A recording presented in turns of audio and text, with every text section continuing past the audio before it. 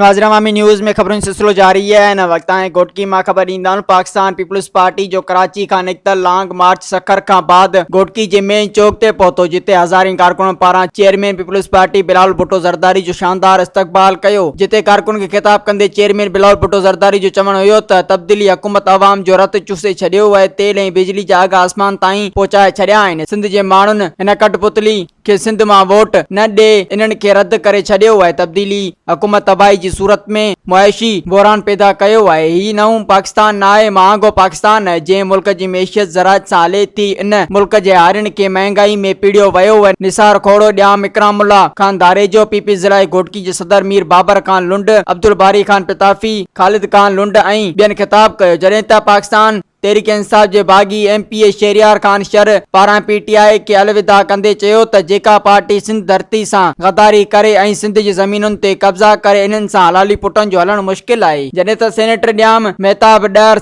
सरदार अहमद अली खान महर ॾियाम, Asif धारेजो, general secretary Sikandar Ali लाखो ऐं डिप्टी इतलात सेक्रेटरी अब्दुल मजीद लाखो ऐं ॿिया साणस कंटेनर ते गॾु हुआ। जॾहिं त लॉन्ग मार्च जो काफ़िलो घोटकी खां रहमियार खां रवानो थी वियो। उन मौके ते सिक्योरिटी जा इंतजाम इंतहाई सख्त कया विया हुआ। मज़ीद खबरों और तफसीलात के लिए विजिट करें हमारी वेबसाइट www.awamiNewsHD.com।